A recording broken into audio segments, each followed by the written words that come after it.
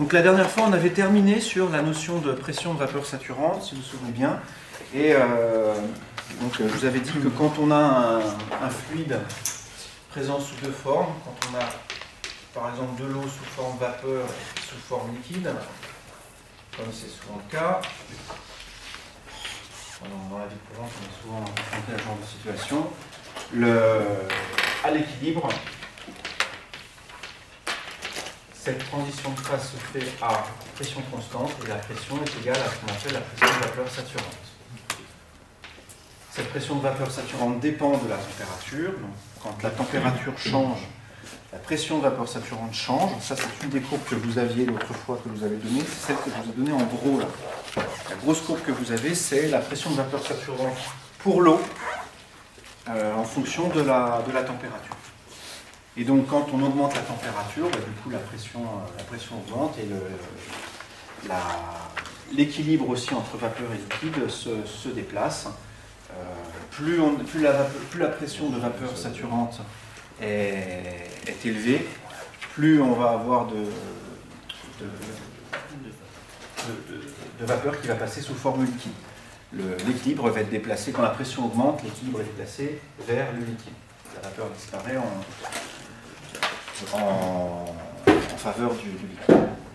On avait terminé la dernière fois sur une estimation de la quantité de vapeur qu'il y avait dans la pièce, ou quelque chose comme ça. Mais de toute façon, on va refaire un calcul similaire, peut-être quelque chose d'un petit peu plus, qui va vous parler un petit peu plus. Donc pour illustrer ces notions-là, je vais aussi quand même vous rappeler que quand on a un mélange d'eau et d'air, par exemple, donc de vapeur d'eau dans l'air, je vous rappelle que ce qui compte pour qu'on ait équilibre effectivement entre liquide et vapeur, c'est qu'il faut que la pression de vapeur saturante soit égale à la pression partielle de l'eau. Et ça, c'est égal à ce que je vais noter X H2O fois la pression totale, où ça, c'est la fraction molaire de vapeur d'eau dans l'air.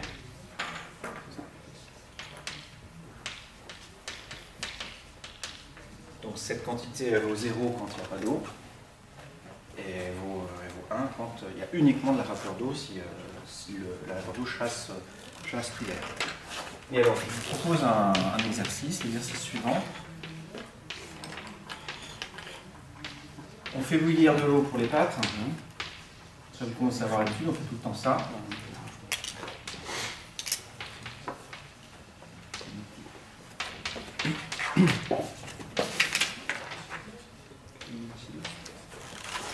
Donc on est dans une pièce, par exemple cette pièce-là, elle est fermée.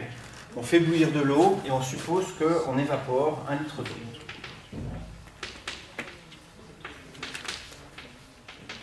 Au départ, l'air était sec. On évapore ce litre d'eau qui se retrouve dans l'air. La question que je vous pose, c'est la suivante. Tout d'abord, calculer X H2O, la fraction molaire d'eau, une fois que l'eau s'est évaporée. Et ensuite, calculer la température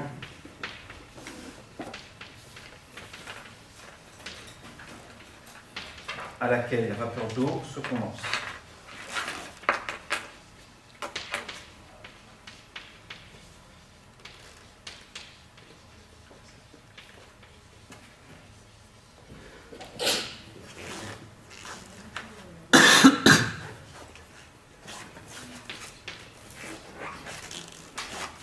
Donc la première question, elle est censée être facile. Donc, commencer par calculer la fraction molaire d'eau dans l'air. Une fois que vous avez ça, je vous aiderai pour la deuxième question à les poser de manière peut-être un petit peu brutale. Il nous faut le volume de la pièce, non? Oui, alors toujours pareil, on va l'évaluer là. Elle fait combien comme volume cette pièce-là? On a déjà été là, d'ailleurs on a déjà fait plus ou moins. Ça fait 300, non, 300 mètres cubes. Ouais, c'est ça, à peu près 10 sur 10 sur 3, hein, en gros. Donc le volume de la pièce va faire 300 mètres cubes.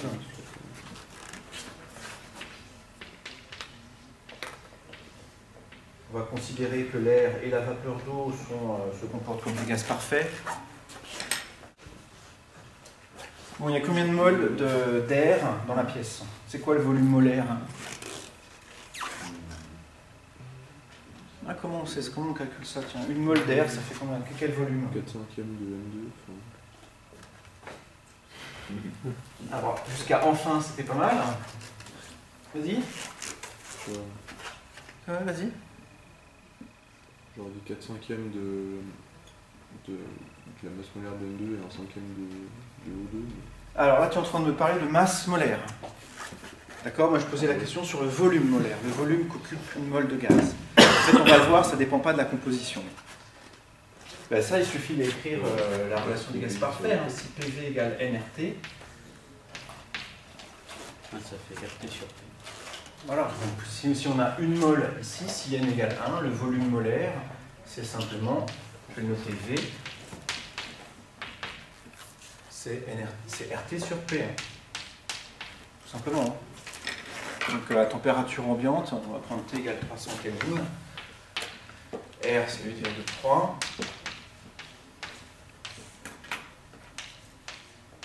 La pression atmosphérique c'est 10 puissance 5 pascal. Ça va faire à peu près 24 litres.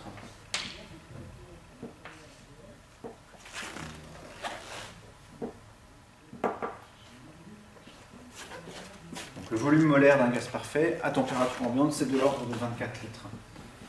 Donc il y a combien de moles d'air dans l'atmosphère? Pardon, ici dans la pièce. 300 mètres cubes divisé par 24 litres. Il faut faire attention à mettre ça dans la bonne unité. On va mettre ça en mètres cubes. Ça fait 5. Non, ça va faire beaucoup. Hein. Ça c'est 0,024. Hein. Ah, 0,024. Des litres. Il y a 1000 litres dans un mètre cube. 1250. Donc ça fait à peu près 3 sur 2,4, ça fait à peu près 1, ça fait 10 000. Non, c'est 12 000. Bah, faites-le, calculez. Peut-être 12 000, ouais. Ok. Ouais, 12 500. D'accord. Mol.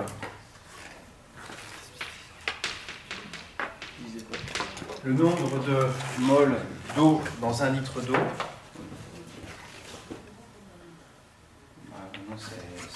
Vous dites qu'il y a 1 litre, vous connaissez la...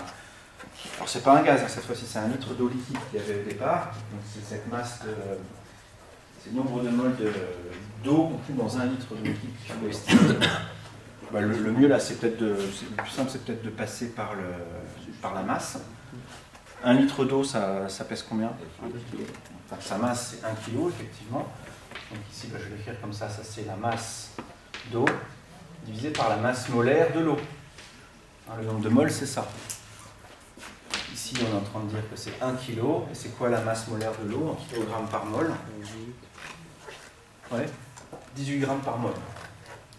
Je n'ai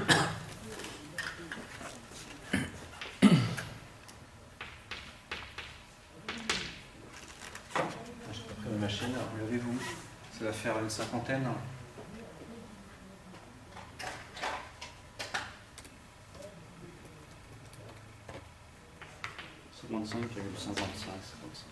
D'accord, à peu près 55 moles. Donc vos X H2O, bah c'est donc ça divisé par ça plus ça, en gros ça divisé par ça.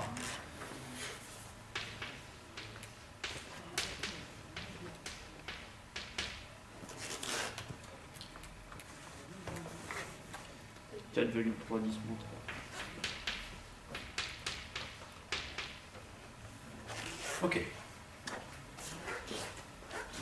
Donc on a une fraction un peu moins d'1%, d'un peu moins d'1%, d'un demi de 1%, 4 pour 1000 de moles d'eau dans l'atmosphère, qui est dans cette pièce-là.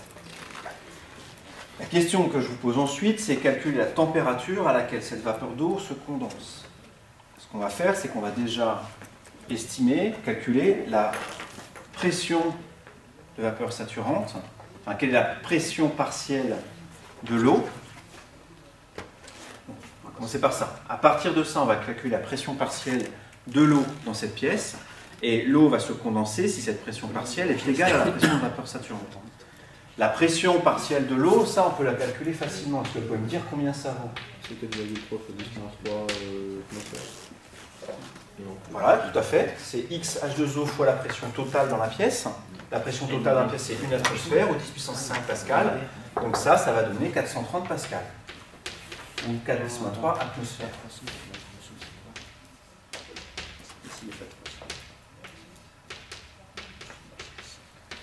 Dans les deux unités, ça fait aussi ça 430 pascal.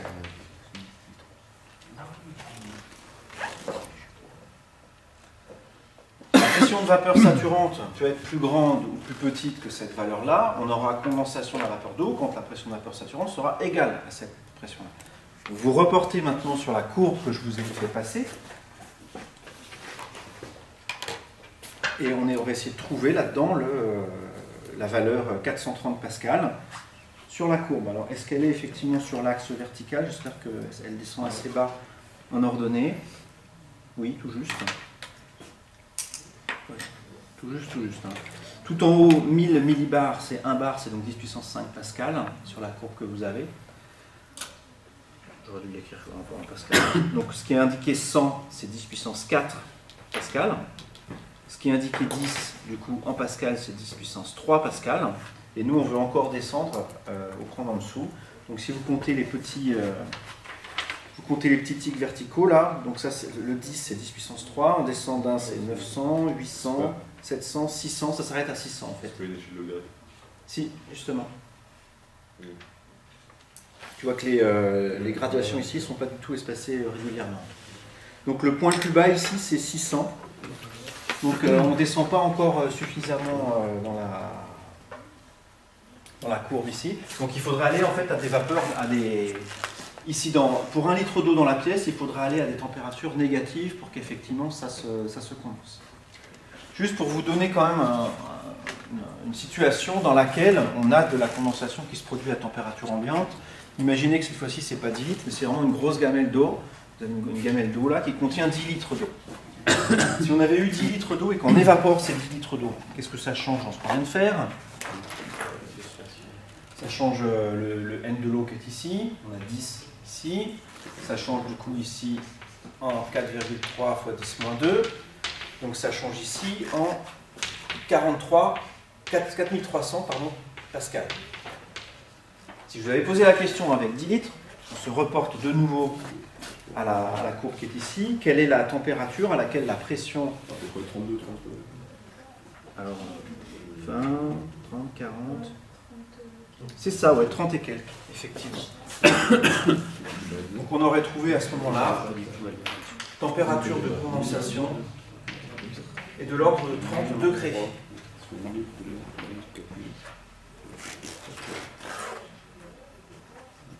Ça veut dire ça qu'en pratique, si vous faites bouillir vous faites évaporer vos 10 litres d'eau dans la pièce, là, dans la pièce en ce moment il fait moins de 30 degrés, donc ça veut dire qu'effectivement l'eau va se condenser en fait. Ça sera le sauna, vous aurez de la vapeur d'eau un petit peu partout dans la pièce ici.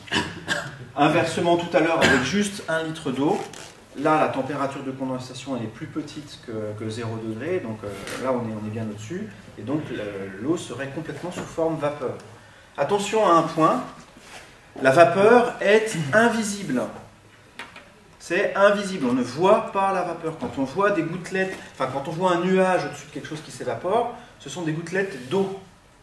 Les nuages, c'est de l'eau.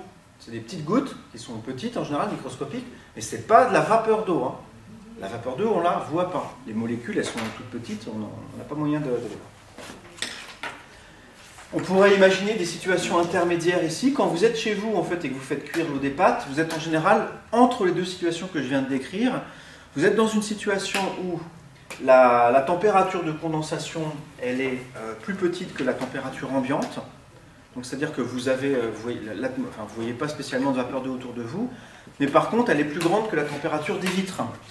Imaginez qu'il fasse 20 dans cette pièce et que les vitres elles soient à 5 degrés.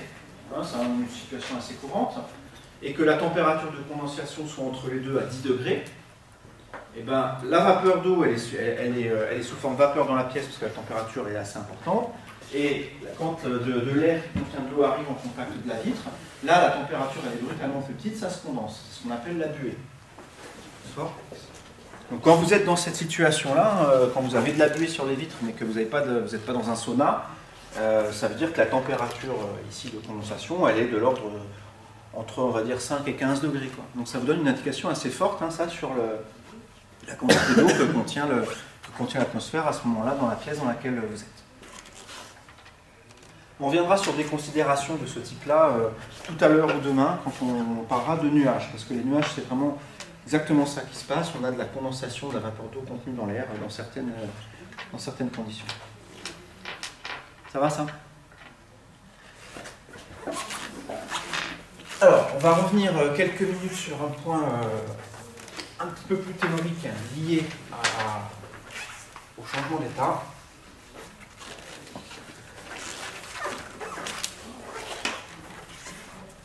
Ça va s'appeler construction de Maxwell. Alors, équation de Van der Waals, construction de Maxwell.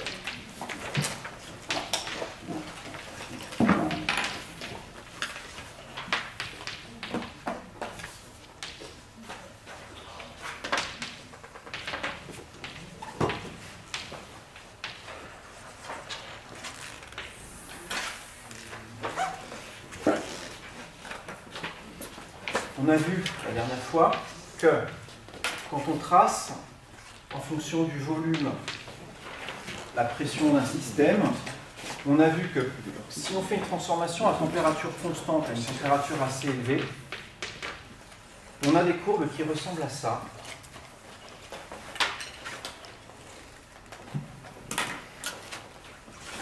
On a plusieurs choses qui peuvent se produire. Au-dessus de la température critique, on a des isothermes qui ressemblent à des paraboles.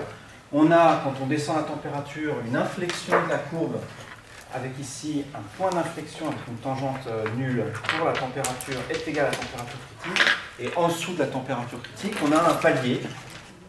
On passe d'un état à un autre. Ici, c'était le liquide et là, c'était le gaz. Par un palier à pression constante. Ça, c'était le changement d'état. Et ça, c'est pour T inférieur à Tc. Il se trouve qu'il est possible de comprendre de façon théorique ces courbes-là grâce à l'équation d'état de Van der Waals. Donc, on vous a déjà introduit, je l'avais fait en cours et vous l'avez vu en TD aussi, l'équation de Van der Waals. Donc, l'équation de Van der Waals, c'est une modification de la loi des gaz parfaits dans laquelle on tient compte d'une certaine manière des interactions entre les particules. Dans l'hypothèse du gaz parfait, les particules ne se voient pas entre elles du tout, elles n'interagissent pas entre elles.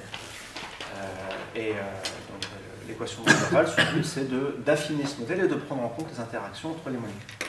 Donc, je vous rappelle l'équation d'état de Van der Waals. Dans cette formule-là, plus n carré A sur V carré. Donc, le terme de pression, il y a un terme en plus. Ça s'appelle la pression interne, souvent, facteur de V moins B est égal à nRT. Et il y a aussi un N ici. Où N, c'est le nombre de moles, P, la pression, V, le volume, R, la constante des gaz parfaits, T, la température, et A et B sont des constantes qui décrivent les interactions entre les molécules. B, ça s'appelle le covolume, c'est le volume occupé par une molécule, donc ce terme-là prend en compte le fait que le volume accessible par une molécule, ce n'est pas le volume V dans lequel on met le gaz, c'est le volume V moins le volume de toutes les autres molécules. Les molécules ne peuvent pas se recouvrir l'une l'autre. Donc le volume total, il est plus faible que ce qu'on pourrait penser à cause de cet effet. Et ça, c'est un terme d'attraction, une énergie d'interaction positive, une attraction entre les molécules qui conduit à modification du terme vide. Ça, c'est l'équation de Van der Waals. Monsieur, Oui. juste pour le volume qu'une molécule peut occuper, Oui. on dit que c'est le volume total moins le volume des autres. C'est ça. Pourquoi c'est pas moins n-1 fois B? Parce que n est monstrueusement grand. Ici, ça serait le nombre de molécules. Attention. Ah oui. Là, je l'ai écrit de façon molaire, mais le volume total accessible, tout ça, là, ça c'est le volume, c'est n, le nombre de molécules, n-1, pardon, fois le volume d'une molécule. Et qu'on mette n-1 ou n à ce niveau-là, c'est vraiment strictement pareil. Si on trace les isothermes associés à l'équation de Van der Waals, on se dit, bah tiens, on a l'équation d'état, on va tracer à t constant, on va voir ce que donne dans ce type de diagramme ici, la pression en fonction du volume. Quand on le fait, on trouve les courbes suivantes. Quand la température est élevée, ici, vous avez vu en TD, on peut montrer que en fait, ça s'approche de plus en plus de l'équation des gaz parfaits. Ces termes-là deviennent négligeables devant ceux-là, et on a quelque chose qui ressemble ici à des hyperboles des gaz parfaits. Je mets supérieur à TC parce qu'il va apparaître une température critique, je vais montrer juste après. Bah, à la limite, vous avez une machine graphique là, certains? Vous pouvez tracer P est égal à NRT, on va prendre juste des nombres bêtes, on va prendre 1 ici, divisé par V moins 1, et puis ici, moins 2 sur V carré. Donc ce que j'ai fait ici, j'ai divisé tout ça par V moins NB, j'ai dit que ce terme-là valait 1, pourquoi pas. Et puis ce terme-là ici, je l'ai passé de l'autre côté, ce qui donne ça. Donc tracé Y est égal à 1 sur X moins 1, moins 2 sur X2.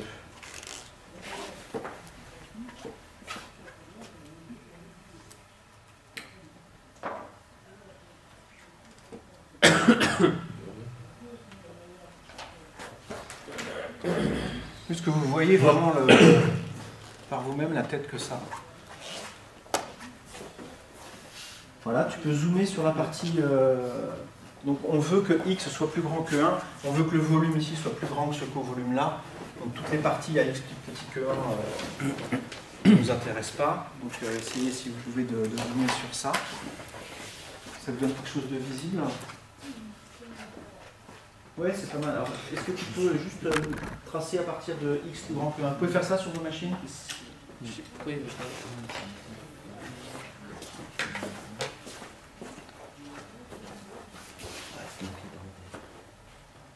Ok. Donc là, on a une parabole qui décroît. Est-ce que tu peux mettre ici 0,3 maintenant à la place de 1? Une température plus petite.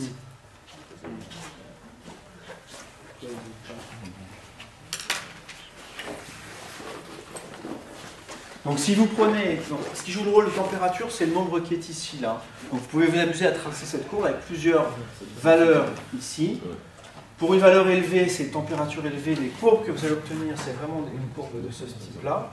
Et pour une valeur faible du nombre qui est ici, par exemple 0,3, 0,2, ça va marcher, vous allez obtenir quelque chose de complètement différent. Vous allez obtenir quelque chose qui a cette tête-là. En fait, on peut montrer que c'est une équation de degré 3 en x. Ça peut s'écrire ça comme une équation de degré 3 en x, en multipliant tout par x moins 1 et par x2. Ça va donner une équation de degré 3, donc ça, cette tête-là. Quelqu'un l'a, ça? Non? Bon, bah, vous regarderez tranquillement, essayez de tracer. Ouais? Ouais, très bien, oui. On voit effectivement la forme. L'échelle ici n'est peut-être pas super adaptée, mais oui, ok, c'est très bien. D'accord. Et entre les deux, il y a une valeur ici de la température pour laquelle précisément vous avez quelque chose qui fait comme ça. Donc vous passez de ces courbes-là à celle-là en passant par une courbe qui a un point d'inflexion comme ça. C'est ce qu'on va appeler ça justement la température critique.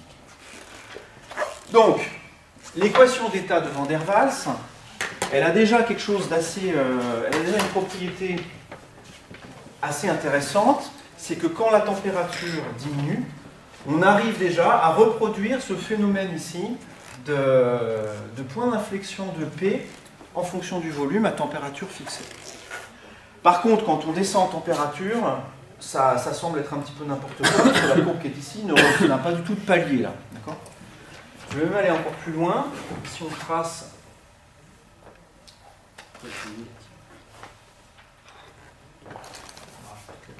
Comme ça. Si je trace une courbe avec une température encore plus basse, on a même ici une branche avec une pression qui est négative. Voilà.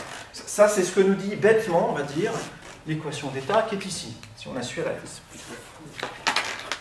Alors, il se trouve que, bon, en dessous de la température critique, ce que dit l'équation d'état a l'air débile, puisqu'on a la pression, donc d'une part qui devient négative, et d'autre part qui a ce comportement ici, une oscillation qu'on ne voit pas du tout dans la pratique.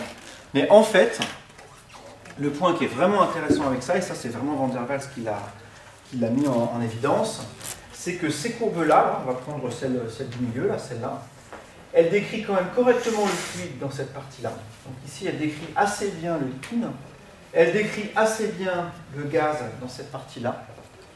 Et si d'une manière ou d'une autre, et on va voir tout à l'heure comment, on tronque cette courbe de cette manière-là, donc si on arrive à couper les parties, l'arche du bas et l'arche du haut ici, et la remplacer par une courbe constante, ça, c'est vraiment quelque chose qui est très proche de ce qu'on observe ici. Ça décrit bien le phénomène de transition. Et le point qui est ici, c'est l'évaporation.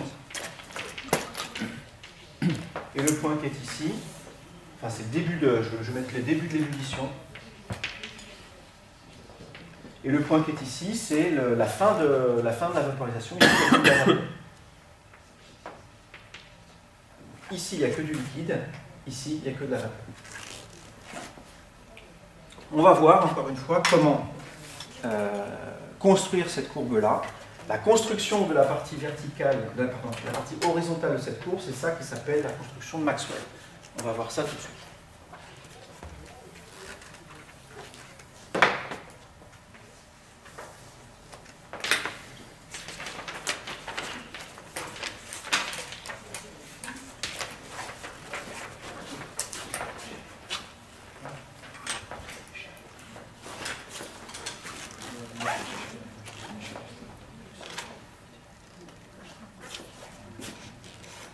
Alors, je vous rappelle une propriété. Je vais vous écrire quelques propriétés ici qui vont nous servir dans ce qu'on va faire maintenant. Je vous rappelle que l'enthalpie libre, vérifie la propriété suivante. Quand on change la température, la pression, le volume et le nombre de particules qui sont dans une des phases d'une quantité élémentaire, dG varie de cette façon-là, c'est moins T ds, moins V dP, plus mu dn. N ici, c'est le nombre de molécules qui sont dans la phase gazeuse. P, c'est la pression. Attention, je vais mettre un grand V ici, le volume, comme j'ai fait maintenant. L'entropie était la température. Vous vous rappelez de ça? Ça veut dire que T, c'est moins d rond G sur d rond S à P et à N fixés. Puisque G étant une fonction de trois variables S, P et N, je vous rappelle, je vais le réécrire ici, car dG, c'est d rond G sur d rond T sur d rond S fois ds, plus d rond G sur d rond T dP, plus d rond G sur d rond mu, sur d rond N, dN. Ça, c'est ce qu'on, comme G est une fonction de trois variables S, T et N, on peut toujours écrire ça de manière générale. Et comme on a cette relation-là, par identification, ça c'est égal à ça. Et je peux aussi écrire deux autres relations. Le volume, c'est moins d rond G sur d rond P.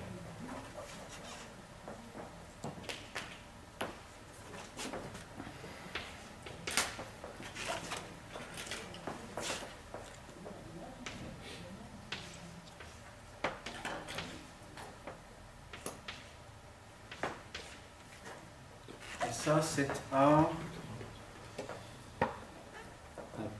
P, à T, à S, et à N constant. Et là, vous ne m'avez pas repris. C'est vrai, ça?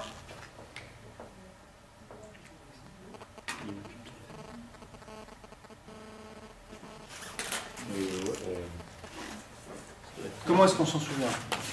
Je vais l'écrire ici. DU. On part du DU, puis ensuite on reconstruit les différentes grandeurs. DU, c'est delta Q plus delta W, ça c'est le premier principe. Delta Q, d'après le second principe, c'est TDS. Effectivement, delta Q, c'est TDS, c'est-à-dire que DS, c'est delta Q sur T. Moins P, dV. Voilà l'expression de DU. Comment est-ce qu'on trouve DG Je vous rappelle que G c'est H plus TS et que H lui c'est U plus PV. Donc G c'est U plus PV moins TS.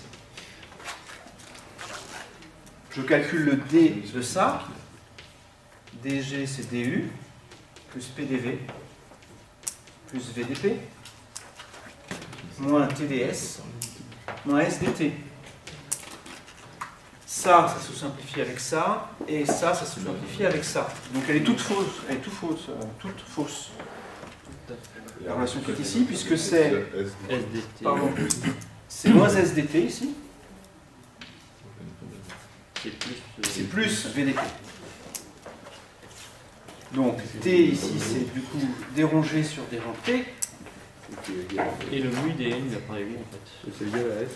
Alors le mu DN, d'accord, il aurait fallu le mettre ici. Il n'est pas changé par, je vais l'écrire ici, il n'est pas changé lui par le fait de passer de U à G et à H. Donc il interviendrait partout. Oui, vas-y.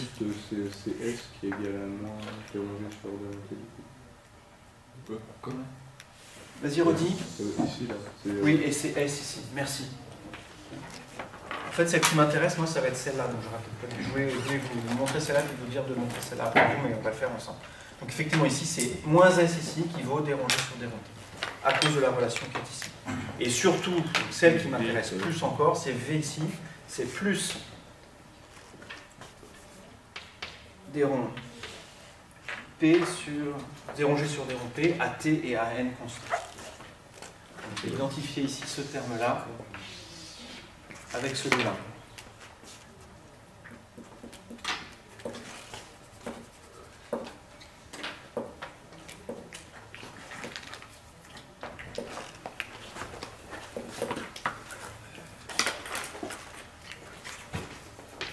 V est égal à dérangé sur déron P à T et N. Je vais l'effacer ça, sauf si vous avez des remarques. Vas-y. Non, vous n'avez pas fini d'écrire.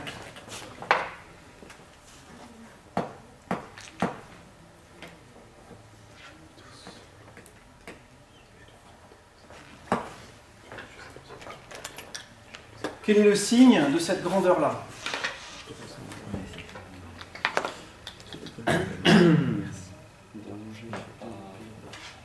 Eh ben, c'est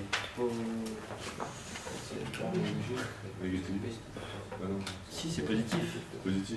Dérangé, il augmente en fonction de Bah, de toute façon, c'est un volume. Hein, donc, un volume, c'est positif.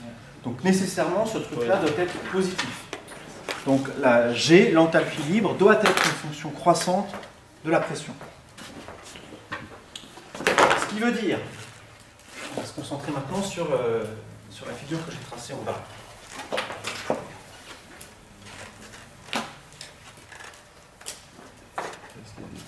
Sur la figure qui est ici, sur cette courbe-là. Quand on part du point qui est ici par exemple, et qu'on descend le long de cette courbe-là, G augmente ou diminue en G? Bah, il... C'est où la forme? Voilà, tout ce qu'il a là, ça. G, il augmente V. V reste pareil, non? V, non, il est légèrement, il augmente légèrement. Donc ici, le truc, c'est surtout la pression diminue. Hein. Et donc, ce que dit la relation qui est ici, c'est que G est une fonction monotone de P. Si P augmente, G augmente. Si P diminue, G diminue. Donc ici, G diminue. Puis de nouveau, G augmente. Puis de nouveau, G diminue. D'accord? Donc on a ici l'enthalpie libre qui a les mêmes types de variations que la pression. Ça diminue, ça augmente, ça diminue. Je vous rappelle aussi, c'est le dernier élément du puzzle, que à l'équilibre entre deux phases,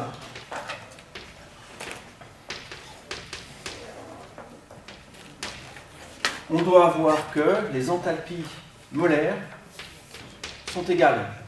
Ça, c'est une des choses qu'on avait écrites la semaine d'avant, quand on avait quand on avait étudié la fonction de potentiel thermodynamique. À l'équilibre entre les phases, les enthalpies molaires sont nécessairement égales. Je vais réécrire la relation qui est ici en divisant tout par le nombre de moles et en écrivant les grandeurs molaires. Donc ça c'est le volume molaire, c'est d rond petit g sur d rond p à t et à n.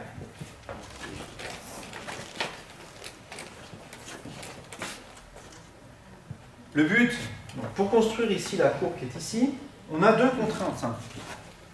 Là, l'horizontale qui est ici, elle est telle que la pression ici est la même que la pression là. Bah oui, puisque c'est une horizontale. Et en plus, l'enthalpie libre molaire G de ce fluide-là doit être égale à celle-ci. Si je trace une courbe la plus générale possible comme ça et que je la coupe en plein d'endroits, je fais ça arbitrairement pour l'instant, je prends cette courbe-là, donc ça c'est toujours P en fonction de V, et je coupe cette courbe-là par des horizontales. Ici, dans ce sens-là, G décroît, je vous rappelle. Ici, G décroît aussi, et là, G croît.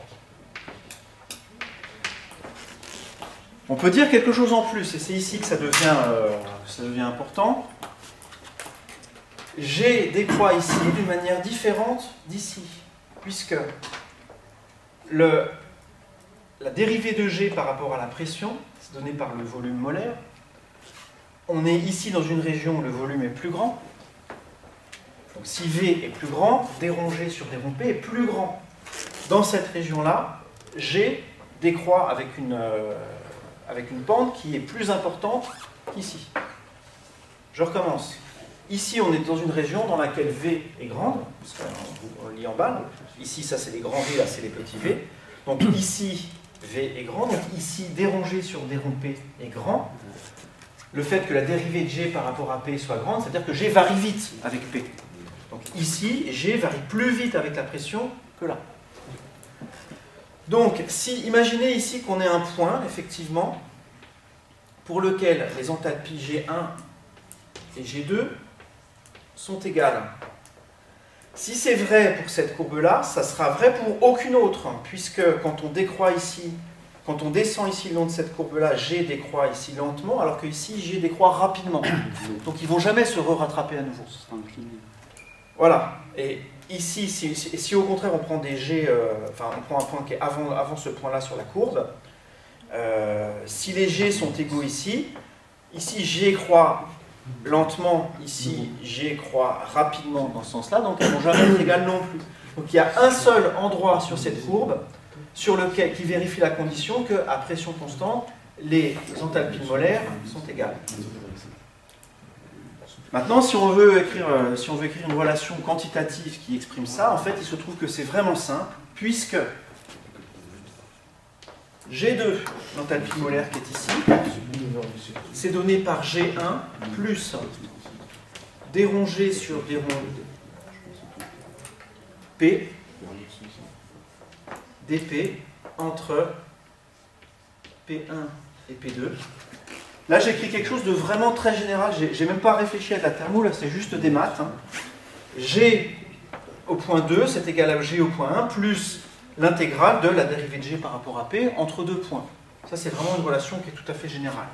Et pourquoi est-ce qu'elle est particulièrement intéressante ici, cette relation-là? Parce que la dérivée qui est ici, d rond G sur d rond P, c'est lui. C'est-à-dire c'est le volume molaire.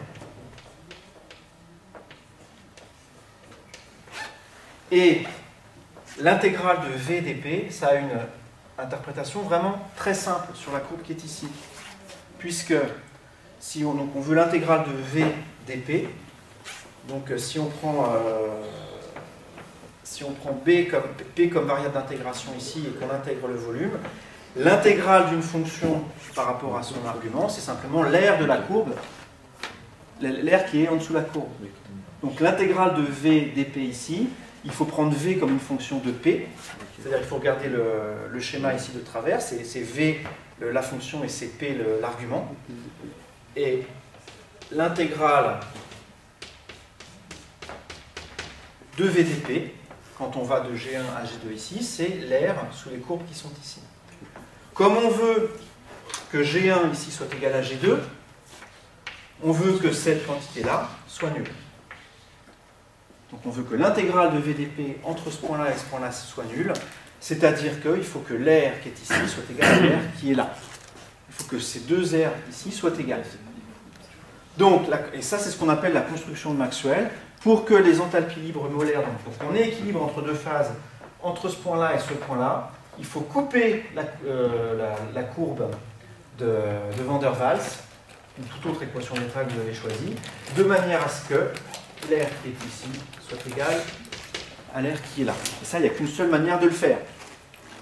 Si à partir de cette situation-là, vous coupez plus bas, et ben vous augmentez une intégrale, vous diminuez l'autre, donc ça peut plus se compenser.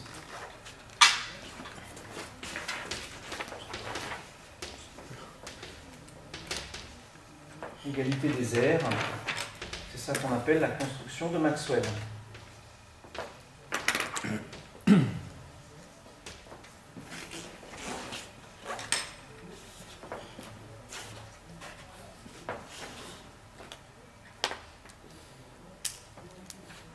Alors bon, c'est pas forcément très évident ça, hein. Je ne m'attends pas à ce que ce soit une révélation pour vous. Il faut prendre le calcul tranquillement, et si vous avez des questions, je vous les poserai. En ce qui concerne le résultat, déjà. Donc ça veut dire que si on vous donne une équation d'état, par exemple l'équation Van der Waals, vous êtes capable de tracer les isothermes de la manière suivante. Je vais reprendre la figure qui est ici. À haute température, il ne se passe pas grand-chose, vous avez des hyperboles. À la température critique, vous avez quelque chose comme ça. Et puis en dessous, vous avez Van der Waals qui vous dit tiens, ça va faire quelque chose comme ça. Et vous, ce que vous faites pour trouver vraiment ce qui est décrit physiquement par le système, vous coupez cette courbe-là par une horizontale avec la construction de Maxwell, et ça vous donne le palier. Vous pouvez faire ça pour toutes les isothermes. Si j'ai une autre isotherme au-dessus comme ça, on refait la même construction. Et vous aurez comme ça tout un tas de points qui suivent les extrémités des segments ici. Et voilà, à l'intérieur, ça c'est effectivement coexistence liquide-vapeur.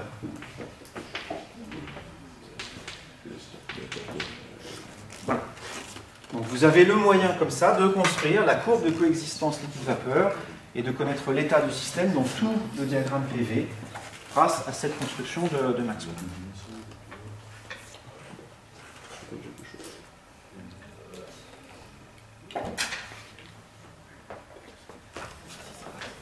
Alors, je voudrais faire une remarque sur les différents points des courbes de Maxwell qui sont ici, là.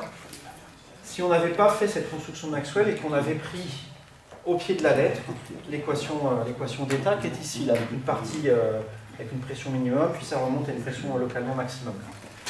On aurait pu se dire que déjà là-dedans, il y a des régions qui ne sont absolument pas physiques, qui sont complètement interdites par la thermodynamique. Et ça, on va montrer tout de suite là qu'on a forcément des rond P sur des rond V à T constant qui doit être négatif. On va le montrer tout de suite.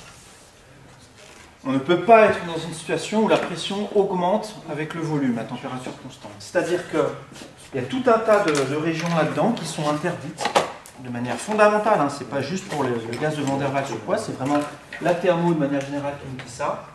C'est toutes ces régions-là.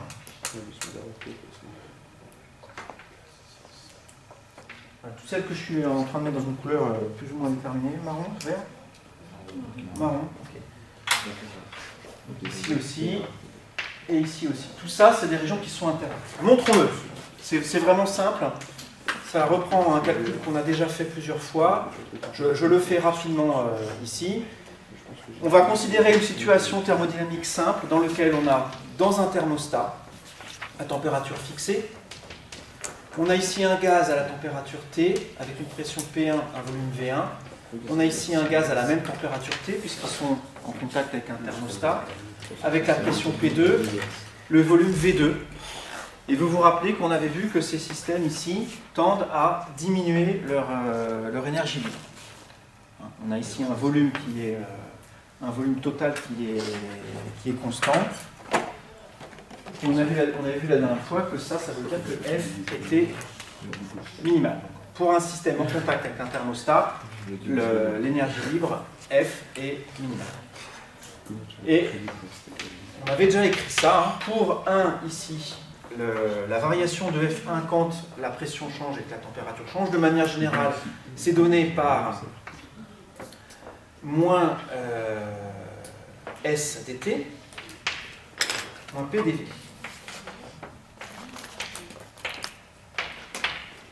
Ça, c'est la variation d'énergie interne dans le compartiment 1.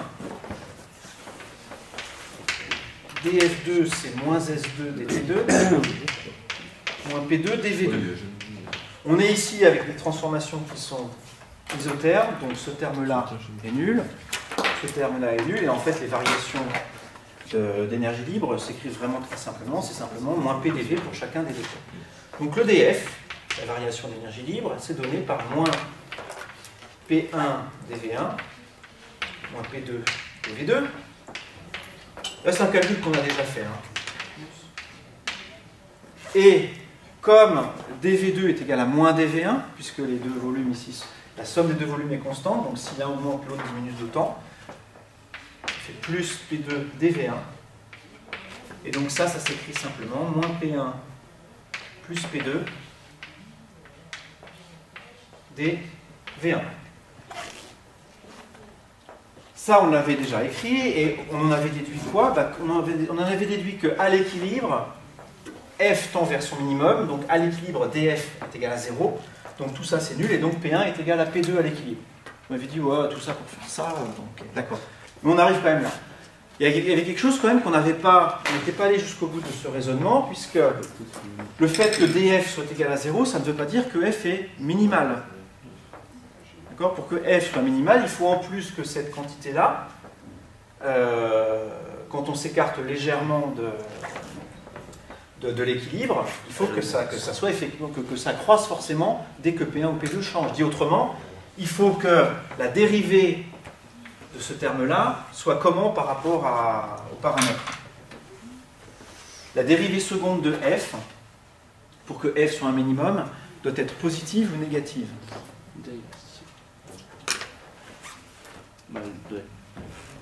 Ça dépend où on se place. Non, quand on a une fonction qui a un minimum, positif à droite.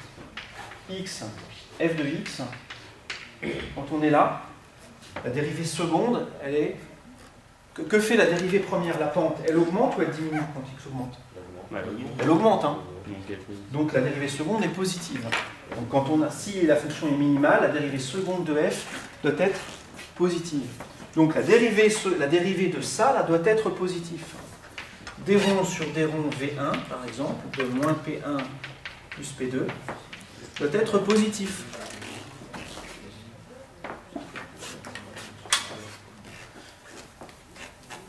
Ça va nous donner la condition que je viens de vous écrire, puisque ça s'écrit que D rond P1 moins D rond P1 sur D rond V1 plus D rond P2 sur D rond V1 est positif. La dérivée de P2 par rapport à V1, c'est égal à moins la dérivée de P2 par rapport à V2, puisque dV1 est égal à moins dV2.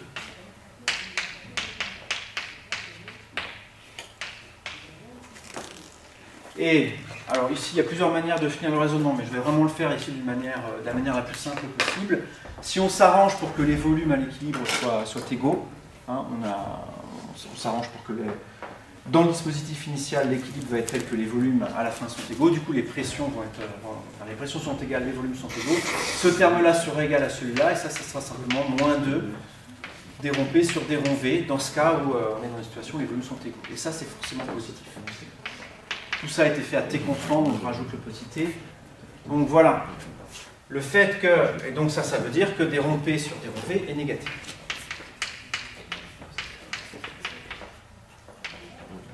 Donc ça vient du fait que l'énergie libre doit être minimale à l'équilibre. Si ce n'est pas le cas, l'énergie libre est maximale et ce n'est pas un état d'équilibre. Le système il a envie de s'enfuir de cet état-là le plus vite possible. Donc on a un système qui serait instable.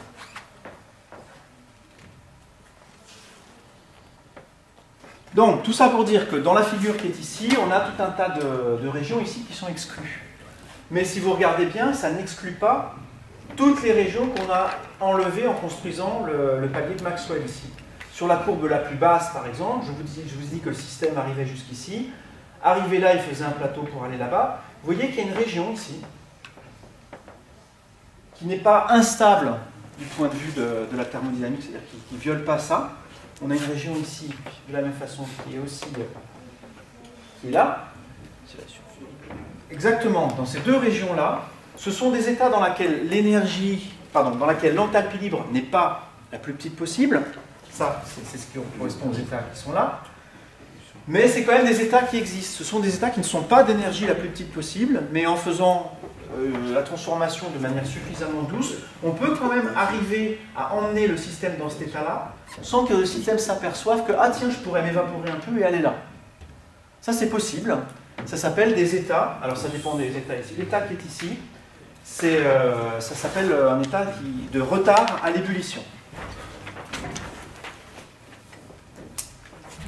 C'est de la surfusion. Alors, la surfusion, elle n'apparaît pas ici dans ce diagramme. On va en parler juste après, parce que ça concerne la transformation entre solide et liquide. Donc ici, l'état qui est là, c'est l'état dans lequel, à température constante, on diminue la pression dans l'eau. L'état d'équilibre, ça serait qu'en dessous de la pression qui est là, des bulles commencent à apparaître et la transformation se fait à pression constante. Et bien, ce n'est pas ça qui se passe effectivement. L'eau continue à décroître en pression, et on peut comme ça, ça s'appelle tirer de l'eau et lui faire l'amener à des pressions qui sont plus petites que la pression d'équilibre. En pratique, c'est extrêmement simple à faire et vous l'avez tous déjà fait cette expérience, j'en suis sûr. Prenez un verre d'eau, vous remplissez à ras-bord, vous collez une feuille dessus, vous retournez, vous lâchez. Si vous faites ça doucement, pas comme je viens de le faire, la feuille tient. Et donc vous avez de l'eau au-dessus et vous avez la feuille qui tient en dessous. Quand vous faites cette expérience, du coup, vous avez ici de l'eau. Vous avez votre feuille qui est ici. La pression qui est ici, c'est la pression atmosphérique P0. Et donc quand on monte dans le liquide comme ça, vous vous souvenez que la pression décroît quand on monte en altitude. Donc vous avez ici, en haut, à l'interface entre le verre et l'eau, vous avez une pression qui est P0 moins ρ de l'eau fois G fois la hauteur H. Ici on a une hauteur H. Donc la pression diminue. Et on peut faire, au milieu du 19e siècle, les gens se sont rendus compte de ça, ils ont essayé de faire ça le plus haut possible. On peut monter de combien, à votre avis, à température ordinaire? Enfin, plutôt monter. On pourrait descendre à quelle pression? On a une pression atmosphérique ici. Est-ce que vous pensez qu'on peut descendre à 9 dixièmes, 1 dixième de pression atmosphérique, voire 0? C'est pas une histoire de 10 mètres, non? C'est pas une Alors, si on a l'histoire de 10 mètres, c'est si on a du vide ici, effectivement, et puis ici on a la pression P0, on a ici une hauteur de 10 mètres. Mais ici, il n'y a même pas de vide, c'est juste collé ici. En fait, c'est pire que ça. On peut aller à des pressions négatives. On peut augmenter la hauteur, jusqu'à ce que la pression en fait décroisse à des valeurs négatives. Ce qui veut dire que tout à l'heure, je vous ai dessiné des courbes en vous disant c'est débile, la pression descend à moins de 0. Ben non, c'est pas débile en fait, on l'observe ça. Pression négative, en fait c'est évident, le mot peut-être vous choque. La pression positive, c'est le fait que l'eau, elle pousse. Vous la mettez quelque part, l'eau, elle a tendance à pousser autour d'elle, c'est la pression. Pression négative, ça veut dire simplement qu'elle a tendance à attirer. Mais ça, vous avez tous l'expérience de ça, de l'eau qui attire. C'est la tension superficielle. Ce phénomène-là, si vous prenez une goutte et vous la mettez au plafond, elle va rester au plafond, la goutte, si elle est assez petite. Donc l'eau, elle colle en quelque sorte. Et bien ce phénomène-là peut être vraiment intense, et on arrive à atteindre des pressions qui sont de l'ordre de moins quelques dizaines d'atmosphères. Vous n'allez pas le faire chez vous, ça, parce qu'il faut que l'eau soit très pure, faire la transformation doucement. Mais on arrive comme ça à tirer l'eau jusqu'à des pressions vraiment très basses. Après, qu'est-ce que ça fait? Au moment où l'eau se dit « Ah bah tiens, je pourrais faire des bulles au fait ». Alors là, c'est assez hard, parce que tout d'un coup, des bulles se mettent à apparaître effectivement. Donc le système passe d'un coup ici. Si vous étiez à moins 50 atmosphères et que vous passez d'un coup à quelque chose qui est de l'ordre d'une atmosphère, vous avez un choc extrêmement important dans le liquide du coup. La pression change d'un coup, le truc se vaporise d'un coup, si votre récipient n'est pas blindé, il explose. Hein. Donc cette région ici, hein, elle est effectivement physiquement accessible, et même en pratique de toute façon, il est extrêmement difficile de faire apparaître des bulles pile ici. Au tout début, là, forcément, le gaz il va commencer par descendre. Ça, c'est un phénomène qui est dû au fait que quand on a des bulles, faire une bulle dans un liquide, en fait, c'est quelque chose qui coûte de l'énergie, parce qu'une bulle, c'est une certaine surface. On a une énergie qui est liée à la tension superficielle à la surface de la bulle. Et en fait, on peut montrer, on ne va pas le faire ici, hein, mais on peut montrer que c'est d'autant plus difficile de faire une bulle qu'elle est petite. Faire une bulle toute petite, ça veut dire une courbure énorme, et la tension superficielle qui est là-dedans, elle est énorme en fait. Donc faire des toutes petites bulles, c'est difficile. Et si vous voulez faire buller, si vous voulez faire une ébullition de manière efficace, vous allez mettre dans votre liquide des petites poussières, des petites billes qui ont déjà une courbure assez importante, qui ne sont pas très courbées finalement, et l'ébullition va se faire à partir de ces défauts déjà formés. C'est la raison pour laquelle quand vous buvez du champagne, les bulles se forment qu'à certains endroits. Vous avez des filets de bulles à quelques endroits dans le verre, c'est là où il y a des impuretés, c'est là où les bulles se forment avec un apport d'énergie initiale moins important. Ça veut dire qu'avec un verre entre guillemets parfait, il n'y a pas de bulle? Non, un verre tout à fait propre, vous n'aurez pas de bulles effectivement. C'est jamais le cas, hein. Je me mets au défi de laver un verre et de ne pas avoir de bulles dans le champagne. Passez autant de bouteilles que vous voulez, vous n'allez pas y arriver. Et monsieur, microscopiquement parlant, oui. Une pression négative, c'est-à-dire que les chocs ils collent en fait? C'est exactement ça, c'est les molécules, elles s'attirent en fait les unes des autres. Dans Van der Waals, il y a le fait que les molécules s'attirent, de toute façon, on l'a mis, et c'est le cas effectivement. Et ben dans certaines situations, cette attraction entre les molécules est suffisante pour les tenir.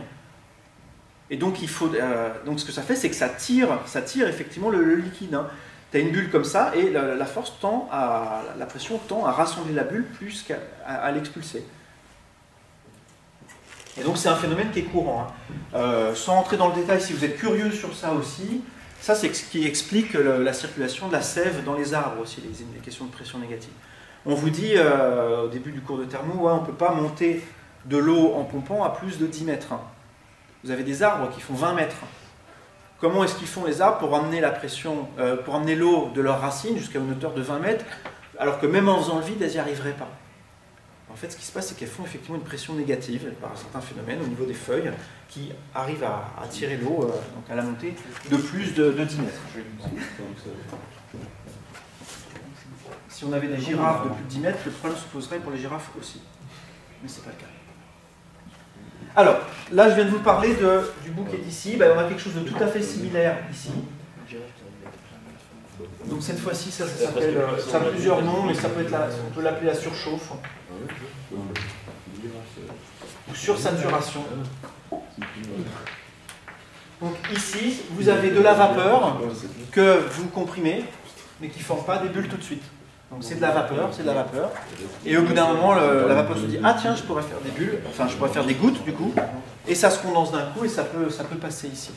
Et monsieur, une question HS, mais un dinosaure, du coup, ça avait une pression négative? Alors c'est une bonne question, je ne sais pas, est-ce que les dinosaures avaient un coup de plus de 10 mètres de hauteur? Non, de long, hein. 10 mètres de long, mais est-ce qu'ils mettaient vraiment leur tête à 10 mètres au-dessus du sol? Je ne sais pas. Ok, ben je réfléchirai à la question. Non, j'ai pas la réponse à ça. Bronchosaure. Oui, je te crois. Alors ces phénomènes-là, ils sont appliqués, ils ont été appliqués assez tôt dans des dispositifs expérimentaux. On peut s'en servir pour faire des trucs, par exemple la surchauffe. Donc, vous avez un gaz dans lequel, qui est dans un état, on appelle ça un état métastable, donc il pourrait former des gouttes, mais il ne s'en est pas encore aperçu. Et quand vous avez des particules là-dedans qui passent, des particules énergétiques, qui traversent le milieu, ce milieu gazeux, la particule en passant, elle perturbe le gaz, et en fait elle le fait localement passer dans l'état gazeux. Et donc vous avez des fines gouttelettes qui se condensent derrière le passage de la particule. Elle le fait passer dans l'état liquide? Oui. Dans l'état liquide, c'est pas ce que j'ai dit? D'accord, dans l'état liquide, oui, elle fait des gouttes dans l'état liquide derrière elle. Donc vous avez une traînée de gouttelettes derrière la particule, ça s'appelle une chambre à brouillard. C'est Wilson, qui est un météorologue, qui a mis ça en œuvre la première fois. Et donc c'est assez joli à voir, hein. Je ne sais pas si vous allez à la fête de la science de temps en temps, il y en a assez souvent de ces trucs-là. Donc vous avez effectivement des fines traînées de gouttelettes dans un milieu comme ça, et on voit les particules passer. Oui. Ça n'a rien à voir avec la traînée d'un avion. Alors c'est un petit peu relié, sauf que dans certains cas, la traînée d'avion est due à ça effectivement. Vous avez des gouttelettes d'eau qui sont en état de...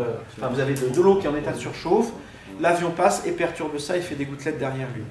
Vous avez parfois des cas aussi où la traînée elle est simplement due au fait que le passage de l'avion fait passer le système de cet état-là à cet état-là, voilà, sans qu'il y ait ce phénomène de surchauffe. Mais il peut être présent, effectivement.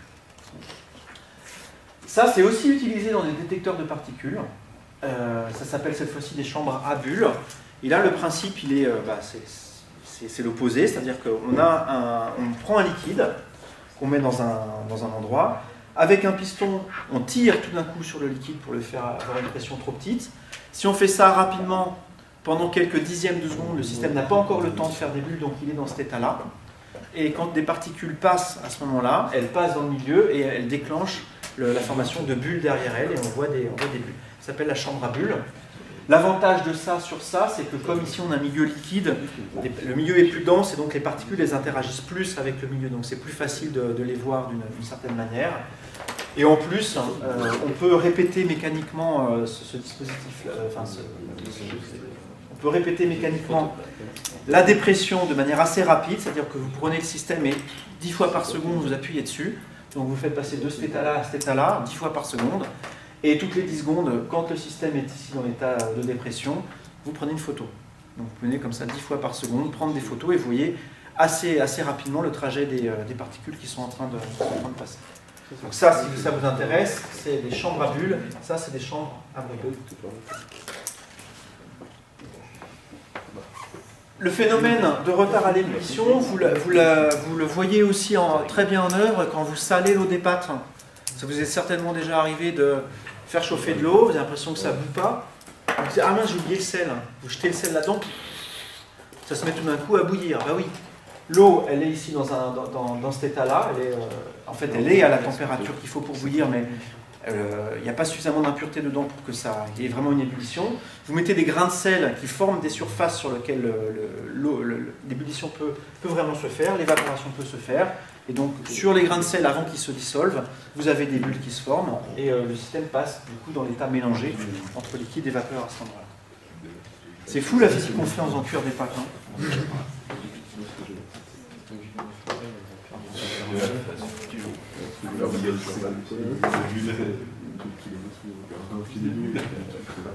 Alors enfin, vous m'avez mentionné le phénomène de surfusion. Donc je me suis pour l'instant concentré essentiellement sur les transitions de phase entre liquide et vapeur. Vous avez aussi des transitions de phase entre liquide et solide, et entre solide et vapeur. Alors, entre solide et vapeur, en fait, la plupart de ce qu'on vient de dire ici s'applique encore. Les ordres de grandeur ne sont pas tout à fait les mêmes. Mais vous avez aussi notamment le phénomène de sursaturation. Quand vous êtes en dessous de 0 degré, que vous avez de la glace, vous mettez de la glace en dessous de 0 degré à l'air libre, vous avez une pression de vapeur saturante au-dessus de la glace qui se calcule, et voilà, qui a un ordre de grandeur assez similaire à celui de l'eau d'ailleurs. Et si vous avez de l'air au-dessus qui est trop sec, et ben la glace se sublime spontanément. Et vous avez un équilibre qui s'établit entre l'extérieur gazeux et la glace, quand la pression partielle de vapeur dans l'atmosphère devient égale à la pression vapeur saturante de la glace. Vas-y. L'intersection des droites et la courbe et la droite, elle existe aussi. Ça, Ouais. oui, ça existe, mais alors c'est dans la région carrément interdite ici. Parce qu'on a dit que ça comme ça, ça existait comme ça. Non, ici, là, ça c'est vraiment complètement instable du point de vue de la thermodynamique. Ces états-là, si tu arrivais à les faire, ils dureraient un milliardième de seconde, parce qu'ils seraient vraiment complètement instables, le volume changerait d'un coup, et ça se séparerait vraiment ici, tout de suite, en deux phases. Alors, en ce qui concerne maintenant l'équilibre liquide-solide, donc vous avez aussi un phénomène de retard au changement d'état qui s'appelle la surfusion. Monsieur, Oui. la limite du volume à l'intersection entre la courbe réelle et la courbe Là, À gauche. là, À droite, au milieu. là. Ouais, voilà. À gauche, à droite. C'est la limite à laquelle on peut plus avoir de retard dans l'ébullition. c'est Non, plus on descend. la limite, elle est là. Ça, le soleil là. Ouais, mais je veux dire, plus on descend, plus ça se rapproche du point du milieu. On va faire comme ça. Comme on peut avoir des pressions négatives, non? Alors, je peux tracer un cas Ah non, extrême ça avec reste sur la... Ah ouais, d'accord. On trace quand même. En fait, je peux poser sur une boucle. On va avoir quelque chose comme ça. Ouais, donc c'est... En fait, alors ici, c'est pas, l'échelle n'est pas tellement respectée, ici, ça décroît vraiment doucement, et la température, la pression d'équilibre, elle est vraiment comme ça tout le temps. Et voilà, bah, ce point-là, ça serait celui-là. Enfin, plutôt Le point-là qui est ici, ça serait là. Et encore une fois, toute cette région-là, elle est effectivement permise. Alors, ce qu'on appelle la surfusion, donc c'est le fait, quelque chose de similaire à tout ça, c'est qu'on peut avoir un liquide qu'on refroidit en dessous de sa température de solidification. Et le système ne se rend pas forcément compte tout de suite qu'effectivement il pourrait se solidifier, donc il reste liquide à des températures, par exemple la pression atmosphérique à des températures négatives en échelle Celsius. Donc vous pouvez avoir de l'eau qui descend à moins 30, moins 40 degrés. Donc c'est l'expérience dont je vous parlais l'autre fois dans votre projet là. Vous avez essayé de la faire? Non? Vous l'avez déjà faite? Donc ça c'est vraiment spectaculaire hein, et ça marche vraiment bien. Vous avez même des vidéos hein, où des gens versent de l'eau surfondue dans un récipient et l'eau en train de tomber gèle. Et vous avez donc c'est de l'eau qui coule ici et c'est de la glace qui arrive en bas. Enfin de la glace, c'est pas non plus, ça fait pas bling bling bling, hein, c'est de la glace pilée hein, quand même. C'est un truc, c'est un mélange d'eau et de glace en fait. Donc c'est pas non plus, c'est aussi spectaculaire, mais quand même. Donc vous avez une histoire un peu mythique avec la surfusion, mais ça je n'ai pas réussi à savoir à quel point c'était vrai. Donc on raconte qu'il y avait les armées de Napoléon qui un jour sont restées coincées dans la glace, parce qu'il y avait un lac qui paraissait liquide, et l'armée est arrivée, les chevaux sont arrivés. Tu connais cette histoire hein? C'est le col de Ça s'écrit comment?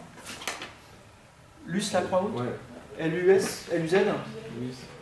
La Croix Haute? Non, peut-être, hein, je ne sais pas, donc j'apprends quelque chose, tant mieux. C'est quand ils sont allés dans les Alpes. Ouais, c'est ça, ouais. Et donc il y aurait eu un lac qui était finalement dans un état de surfusion, les chevaux galopent joyeusement là-dedans, ça prend en masse quand ils sont en train d'être dans l'eau, et du coup ça les paralyse. Alors la raison pour laquelle c'est probablement pas vrai, c'est que quand le phénomène de surfusion cesse, donc quand ça passe à l'état solide, ça ne devient pas de la glace pure. Ça se sépare en deux phases. Vous avez une partie de... En fait, quand l'eau devient solide, pour devenir solide, elle va se débarrasser d'une partie, d'un peu de chaleur, hein, parce que la solidification, c'est une perte d'énergie.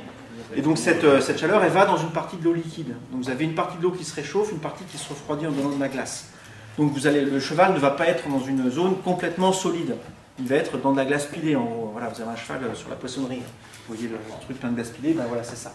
Donc ça paralyse pas le cheval. Donc pour ça, l'histoire est probablement pas telle qu'on peut la avoir racontée.